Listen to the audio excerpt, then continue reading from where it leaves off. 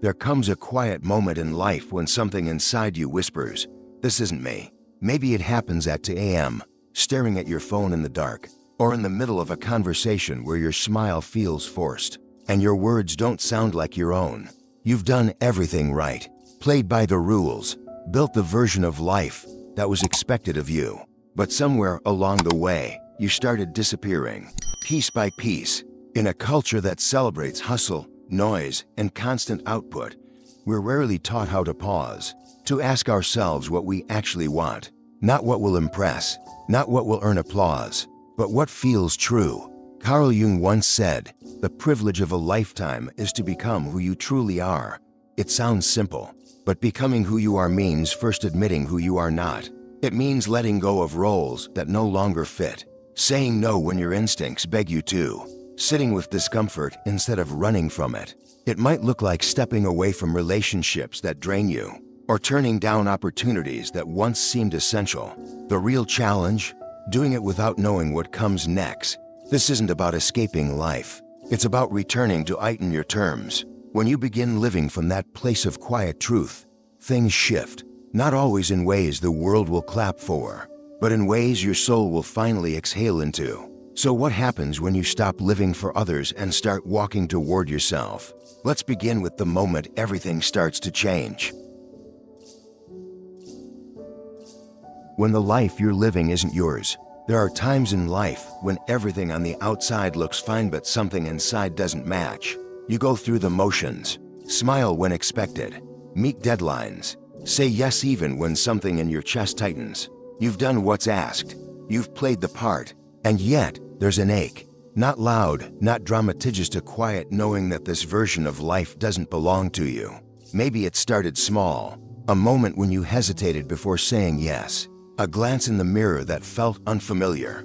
Or maybe it's been building for years, slowly, as your own voice faded beneath the noise of who you thought you were supposed to be. Family expectations, social roles, the constant chase for approval layer after layer until you can't tell where they end and you begin.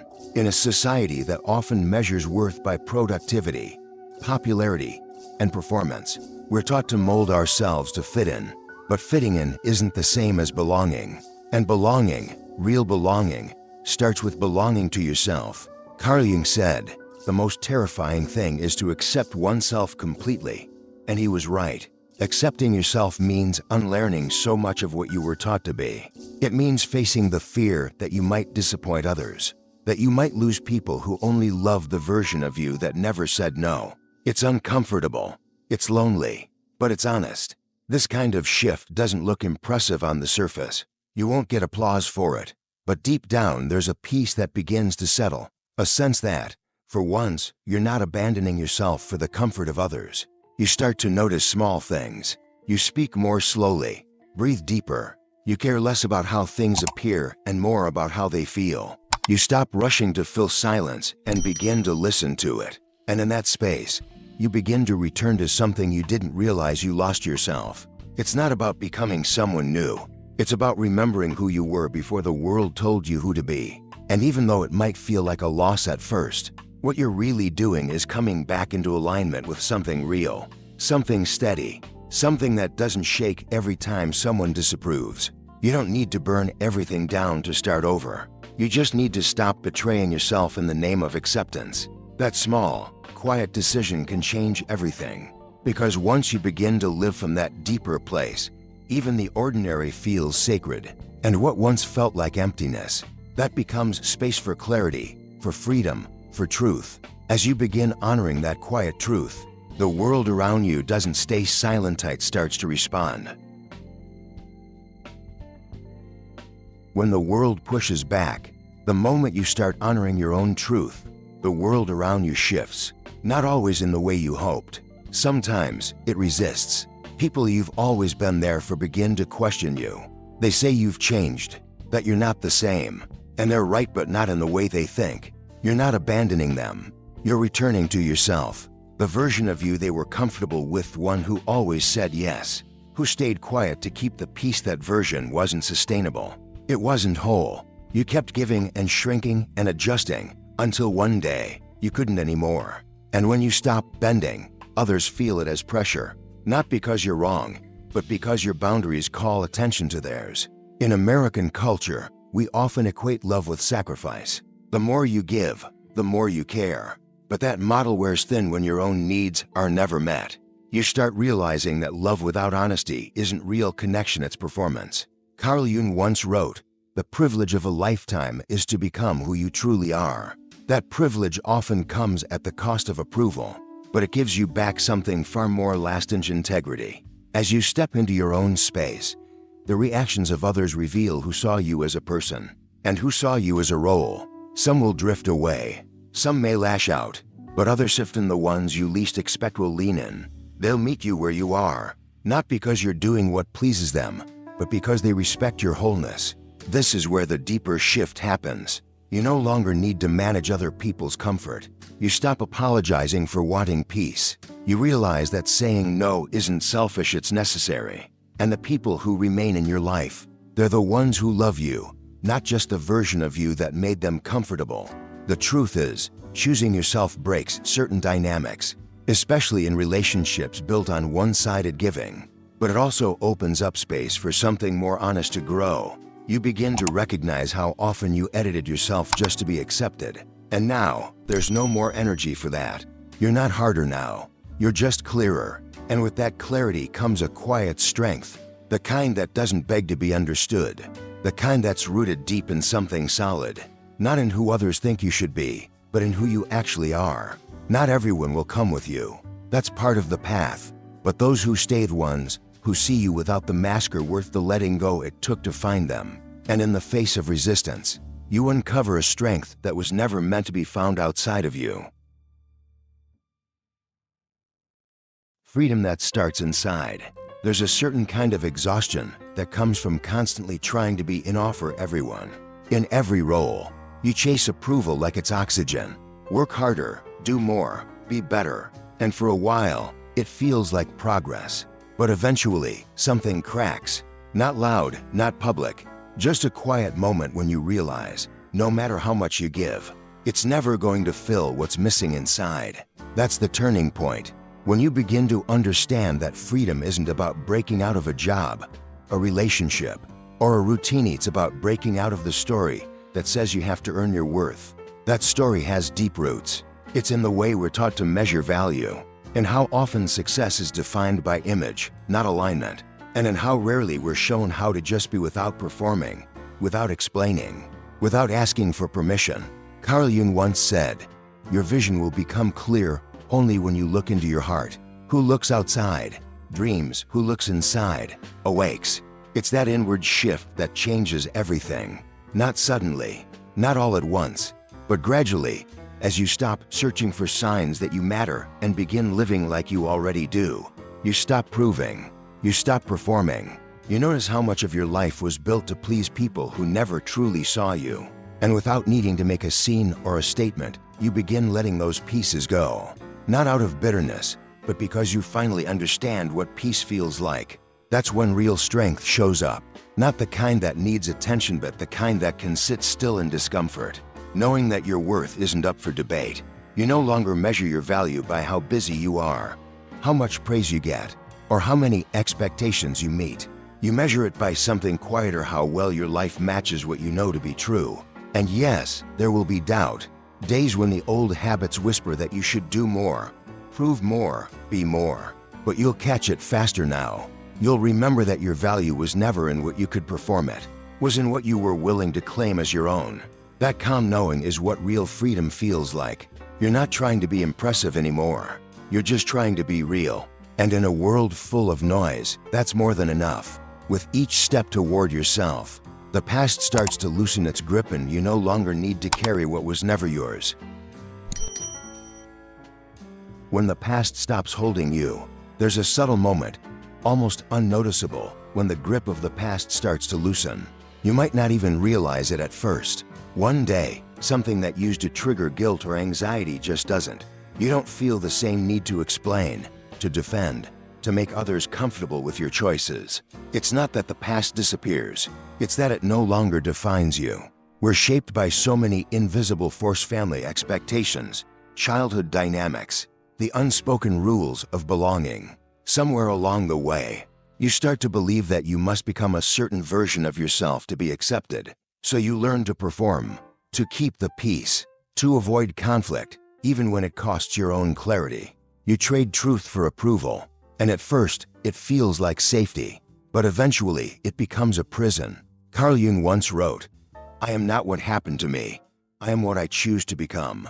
That choice isn't a "what I'm" declaration. It's made slowly, in hundreds of small moments. Every time you stop justifying your feelings, every time you set a boundary without apology, every time you choose rest over proving. That's where the past begins to lose its power. In American culture, we're often taught to move on quickly, to get over it, to stay strong. But healing isn't linear. It's not about forgetting. It's about facing what was, feeling it fully, and then releasing it without letting it run your life. You can't rewrite your story, but you can stop reliving it. This shift isn't loud or dramatic. It's quiet, grounded. One morning you wake up and notice you're not carrying the same weight anymore.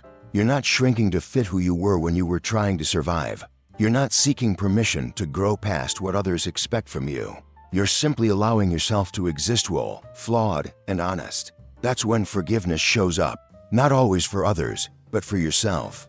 For not knowing better, for staying too long, for being hard on the version of you that did the best they could. You begin to soften, not out of weakness, but because you no longer need the armor.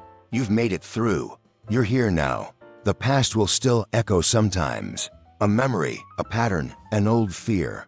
But it won't own you, because something stronger has taken root: your willingness to be here, now as you are. You don't owe anyone an explanation for that. What you owe yourself is presence, and peace, and the quiet conviction that you are allowed to let go. Not to forget, but to live, fully, freely, on your own terms. And when you're no longer bound by the past, something beautiful happens. Life begins to align in unexpected ways. When life begins to align, there are moments when things fall into place without effort. A conversation happens at just the right time. A door opens you didn't know you were looking for. A person enters your life with the exact kind of presence you needed. It doesn't feel like luck or coincidence. It feels like alignment, like the world is quietly responding to something inside you that finally shifted. This isn't about magical thinking. It's about energy, about coherence. When your inner world becomes clear, when your decisions reflect who you really are, your outer world starts to move differently. Not always easier, but more true. You stop pushing for what was never meant for you. You stop forcing connections that drain you.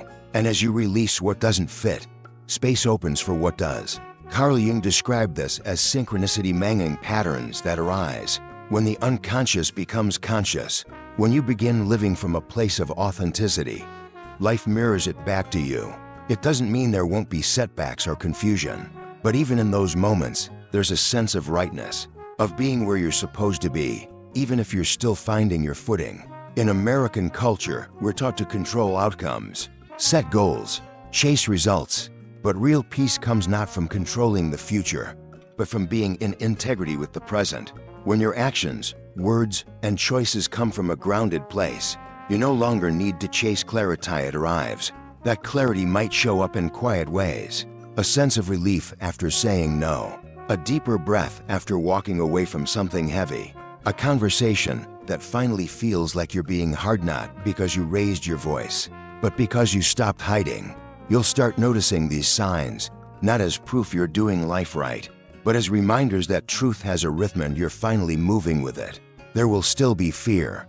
Doubt doesn't disappear just because you've chosen a different path, but you'll start trusting yourself more, trusting the way your body reacts to people, trusting the calm that follows a decision that felt hard but honest, trusting that when something flows with ease, you don't need to second guess it. What once felt like coincidence begins to feel like guidance, not from outside, but from within. You begin to believe that your life isn't random, that your presence here matters, and that maybe, just maybe, the universe isn't trying to test but to meet you. As Jung said, until you make the unconscious conscious, it will direct your life and you will call it fate. But when you do bring it forward, when you live in alignment with it, life doesn't just respond. It softens, it makes room. and it becomes yours. Stillness becomes more than just silent sight, becomes the space where you start to truly meet yourself. The space within solitude. There's a point in the journey where silence becomes unavoidable. Not because the world stops talking, but because you stop needing the noise.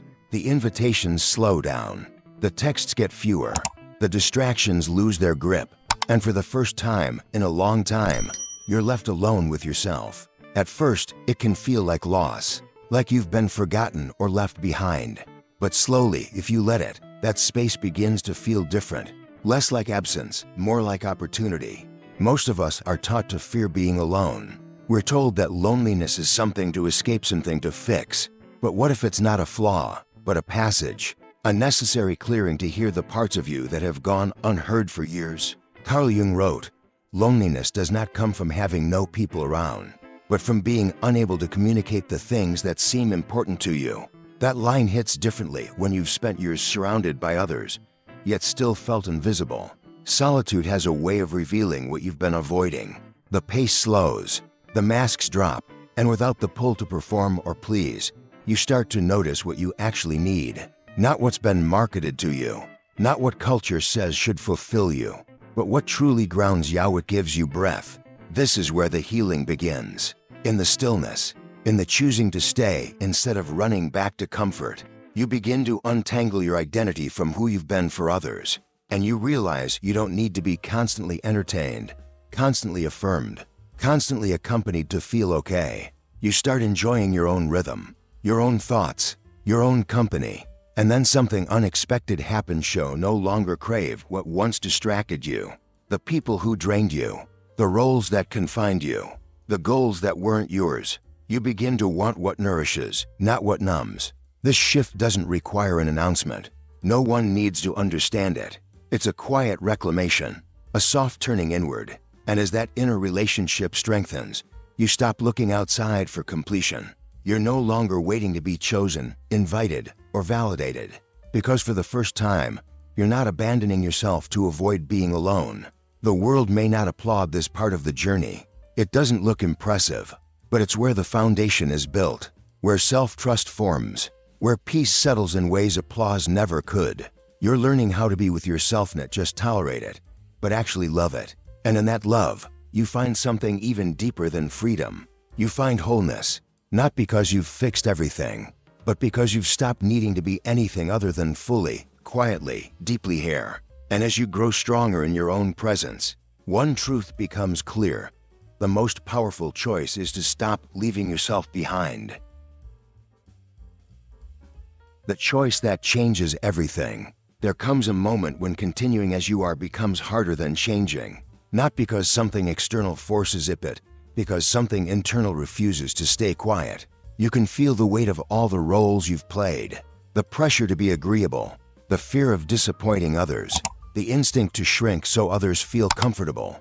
And then, a quiet decision rises, not loud, not dramatic, but life-altering.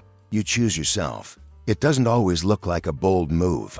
Sometimes it's as small as saying no without guilt, turning your phone off to rest, walking away from a life that fits perfectly on paper, but feels empty in your bones. It's a shift from survival to truth, and it's not easy. Choosing yourself means risking judgment, disapproval, even loneliness. But it also means reclaiming something sacred: your voice, your rhythm, your peace. Carl Jung once said, "Who looks outside dreams, who looks inside awakes." This kind of awakening doesn't promise clarity overnight. It promises presence, and presence changes everything. When you stop outsourcing your direction to others, you begin to hear your own inner compass. You realize that the life you're meant to live won't come from meeting expectations, it will come from breaking them. There will always be a part of you that hesitates, that longs for the comfort of being accepted, that wonders if you're doing the right thing. But the deeper part, one you've ignored, knows. It's the part that exhales when you say what you actually feel, the part that softens when you stop performing, the part that has waited years to be heard. This choice set to be yourself in a world that constantly tries to mold you isn't just personal. It's radical. It challenges systems. It unsettles people who benefited from your silence. But it also creates space for honesty, for connection, for alignment. You stop needing to be everything to everyone. You begin being enough for yourself. And in that space, you find something powerful, not perfection, but peace. Not answers, but presence. Not applause, but authenticity. The road ahead may be uncertain. You won't always know the next step. But the only way to meet the life that's meant for you is to stop chasing the one that's expected of you. And that begins with one decision: to come home to yourself. Not just once, but every day, in every small choice that says I am no longer abandoning me. Because, in the end, coming home to who you really are isn't the end of the journey, it's where life finally begins. The quiet revolution within. The most meaningful change often begins in silence when no one is watching, and there's nothing left to prove. It's not the kind of transformation that makes headlines.